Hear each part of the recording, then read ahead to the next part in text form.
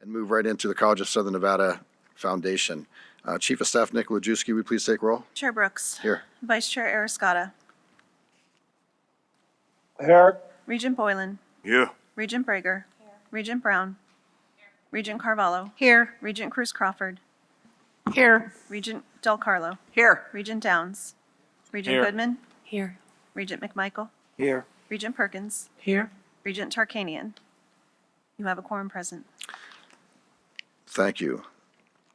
We'll now move into public comment. For those who'd like to call in and offer public comment, please dial 669-444-9171 and enter meeting ID 928-4944-5069 and passcode 555-555. Is there any public comment at GBC?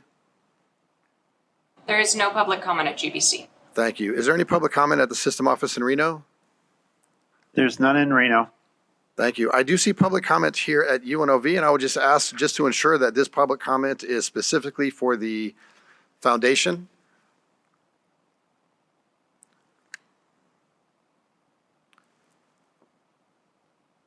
Please come forward. Thank you. Kent Irvin, ERVI, and ditto my previous general comments, although I'm reminded by constituents that some institutions may be providing state-supported personnel to assist their foundations, and I haven't been including those funds in my percentages. That's all the more reason, instead of having individual regents do calculations, to have the system office or your own auditor provide a uniform report for you. From GBC's financial statement, I estimate that 13% of the FY 2023 expenditures were for administration and fundraising. That's among the more efficient foundations. Nearly $500,000 was transferred to GBC for program support, but I did not find an itemization in, I was supposed to be doing CSN, right? So I'll give the other percentages. 24% were for administration and fundraising. That's about in the middle of the pack, sorry.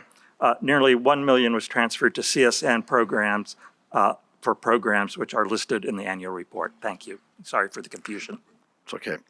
SCS, is there any comment, public comments? None at this time. Thank you very much. I will now turn this over to President Zaragoza. Thank you, Mr. Chairman. For the record, Federico Zaragoza, President of the College of Southern Nevada. And I'm also very appreciative of the CSN Foundation for their essential work in support of CSN and our students. The work of the foundation is directly aligned and essential to our ability to meet CSN goals. As an example, this year, under the leadership of our Executive Director, Danita Simmons, and our Foundation Chair, Patrick Howard, the foundation awarded over $100,000 for student emergency grants. These awards help 310 students with emergency financial assistance that will allow them to stay enrolled at CSN. So without further ado, I will defer to Mr. Howard for the presentation at CSN. Thank you, President Zaragoza. We'll now move on to agenda item number 2, the annual report, and we'll hear from the chairman of the CSN Foundation.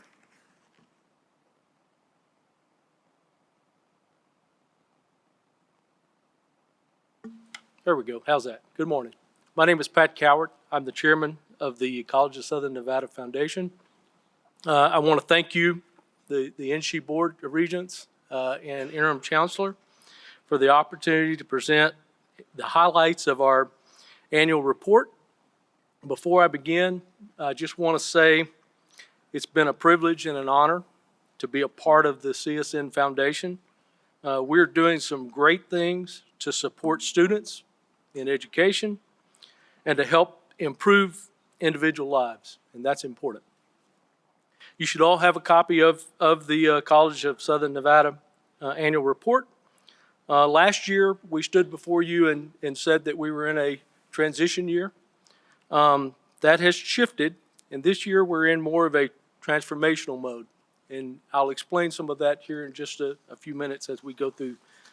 I'm going to give you some highlights of where we are. First of all, we are continuing to build the infrastructure of the foundation to further advance the philanthropic goals and mission of our foundation. We've got some new board members. We've added and grown. 2 new board of trustees with a passion for CSN and for our local community, and with expertise to help us increase our capacity for effective fundraising. Those two are Anosha Jackson with NV Energy, as well as Brian Clevin with Dignity Health, St. Rose Hospital. Additionally, our foundation has grown on the team. We have added a new manager of donor and alumni relations, joined the foundation in January of 2023. Our hopes and thoughts are this position will help us improve and grow our alumni participation. We also have plans to expand the team a little bit further. The CSN Foundation office is adding another position, a new coordinator executive assistant position funded by the foundation, and we hope to have that filled by the end of the fiscal year.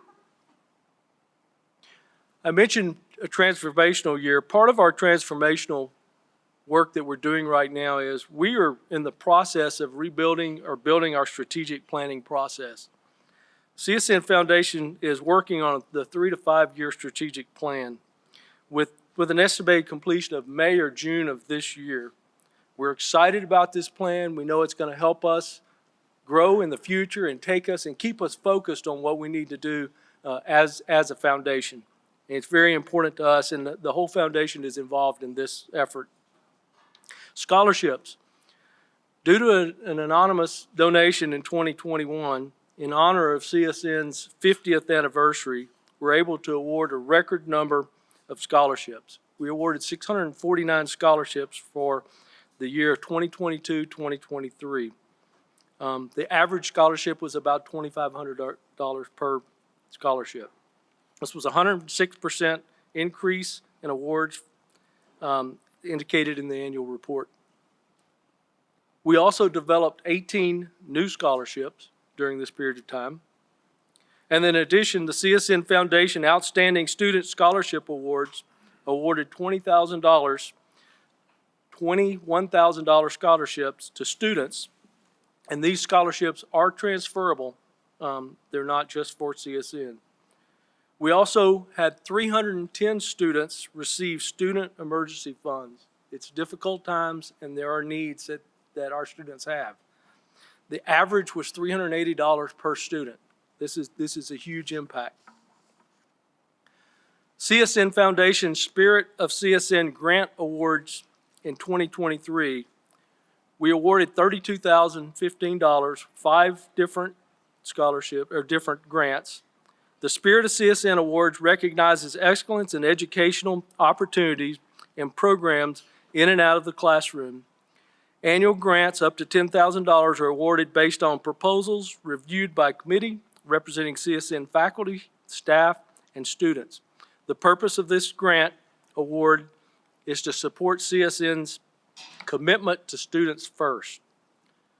One of those grants were the Cody to Coyotes locker. This is access to free school supplies. The second one was period equity, access to free menstrual hygiene products. The third was Sankofa English 101 and 102 initiative, free books and supplies. The Great Textbook Voucher, free, easy, and access to textbooks. Walking on eggshells, but getting prepared for it. This is delivering new teacher strategies to decrease student nurses' anxiety when working with psychiatric patients. So on behalf of the CSN Foundation, we want to thank you for your support and your guidance. We all strive to represent equality in life through education. The foundation is committed to support these needs. Thank you very much.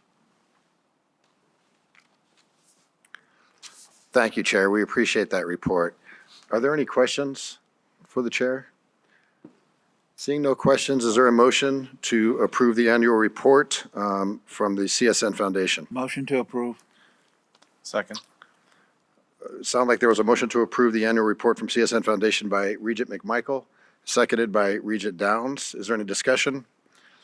Seeing none, all those in favor of approving this annual report, please signify by saying aye or yes. Aye. Those who oppose signify by saying no or nay. The annual report has been approved. We'll move on to agenda item number 3. Thank you very much, Chair. We appreciate your time. We'll move on to agenda item number 3. Are there any questions regarding the officers? Seeing none, we'll move on to agenda item number 4, consent items. Is there a motion to approve consent items 4A through 4C? Motion to approve Second. 4A through 4C. There's a motion to approve the consent items 4A through 4C by Regent Breger, seconded by Regent McMichael. Is there any discussion? Seeing none, all those in favor of approving the consent items, please signify by saying aye or yes. Aye. Those who oppose, please signify by saying no or nay. Consent items 4A through 4C have been approved. Is there any new business? Seeing no new business, we'll move on to public comments. Is there any public comments at GBC? No public comment at GBC. Thank you. Is there any public comment at the system office in Reno? There's none in Reno. Thank you. Is there any, I don't see any public comments here at UNLV. SCS? I Any do public have one comment? caller in the queue, a caller with number ending in 9098. You can press *6 to unmute. Again, this is for public comment for the College of Southern Nevada Foundation and not the full board meeting.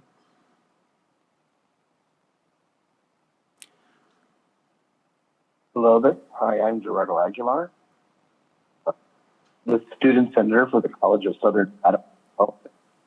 I wanted to comment on our travel to the first generation college student day that we were sent to the White House by College of Southern Nevada.